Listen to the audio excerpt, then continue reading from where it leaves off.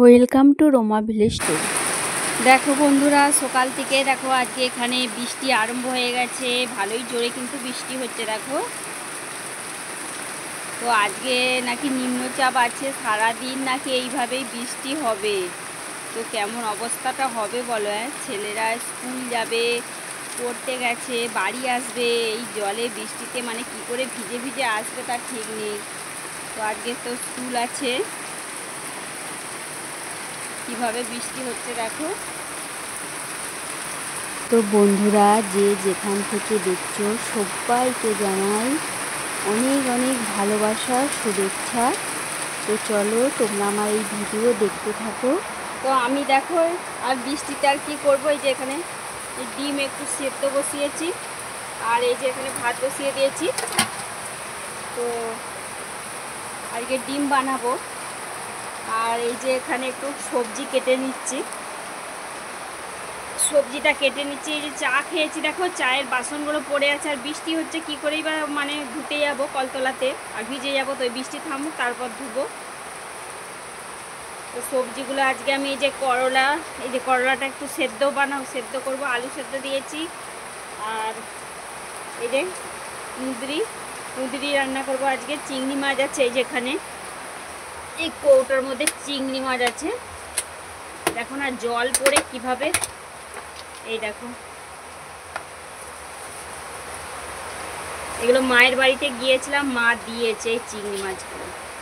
তো সবজি দিয়ে, ছোট চিংড়ি তো ভালো লাগবে, সবজিতে একটু চিংড়ি মাছ দিলে বেশ ভালোই লাগে। তো চলো বন্ধুরা, আমি এখন আনাজগুলো আর কেটে নিই, আর বৃষ্টি তো হচ্ছেই বাইরে, তারপর রান্না বান্না হবে। তো তোমরা আমার ভিডিওটা কিন্তু দেখতে থাকো। তো এই যে দেখো বন্ধুরা, এই যে 3টে হচ্ছে করলা, এগুলো ভাতে দিয়ে সেদ্ধ করে নেবো আর কি। তো দেখি ডিমটা সেদ্ধ হয়ে গেল নাকি।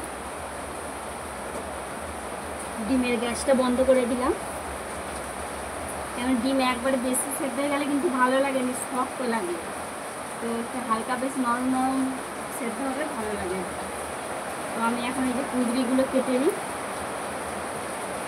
দেখো বন্ধুরা, ডিম হচ্ছে 5টা সেদ্ধ করেছিলাম, আর এই যে দুটো ভালো, এই একটা 3টে ভালো বেরিয়েছে, আর দুটো দেখো একবারে মানে পচা, আর এত গন্ধ উঠছে কি বলবো। এত মানে দামের ডিম নিয়ে এসে যদি এরকম পচা ডিম বেরোয়, কি বলবো বলো তো বন্ধুরা। দুটো ডিম পচা বেরোলো, আর এত প্রচণ্ড গ্যাস উঠছে যেন আমার বমি উঠে আসছে। এগুলোকে আমি আগে ফেলে দিয়েছি জানো তো, এই পচা ডিম যেন কেমন হচ্ছে আমার গন্ধতে, পুরো আমি বাইরে ফেলে দিয়েছি। এই তো বন্ধুরা দেখো, আমার কিন্তু একদম রান্নাবান্না কমপ্লিট হয়ে গেছে, আর আজকে হচ্ছে রান্নাবান্না করে চানটা করেছি। তো চানও হয়ে গেছে, সব কাজ গুছানো হয়ে গেছে।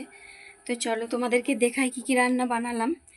তো এখানে দেখো এই যে সব বাসনগুলো ধুয়ে রেখেছি, তো এখনও গুছানো হয়নি, গুছাবো। আর এই যে একটু চাল ভিজিয়েছি, তো গুঁড়ো করবো চালটা। তো পুজো আছে বাড়িতে, পুজো আছে, সেই চচ্চড়ি পুজো বলে, সেদিনকে তো ভাত খেতে নেই। তো পিঠে বানাবো বলে ওই চালটা ভিজিয়েছি, শিলনোড়াতে গুঁড়ো করবো আর কি। তো কী কী রান্না করেছি চলো নিয়ে যাই, আর খাওয়া দাওয়াটা করে নেবো। বেলাও হয়েছে, কটা বাজলো দেখি, এই দেখো 1:45 বেজে গেল। তো দেখো বন্ধুরা, এই যে খেতে বসে গেছি। এই তো চিংড়ি মাছ আর মানে কুঁদরি আলু দিয়ে তরকারি হয়েছিল, আর করলা সেদ্ধ। আর এই যে 3টে গোটা ডিম ছিল, সেগুলো গোটা মানে ডিমের ঝালে দিয়ে দিয়েছি। আর যে দুটো পচা বেরিয়েছিল সেই দুটো বাদ দিয়ে আবার এই যে দুটোকে একসাথে ভেজেছিলাম, দিয়েই ঝালে দিয়েছি। তো এইটা আমি নিয়ে নিই, ওদেরকে গোটাগুলো দিয়ে দিই।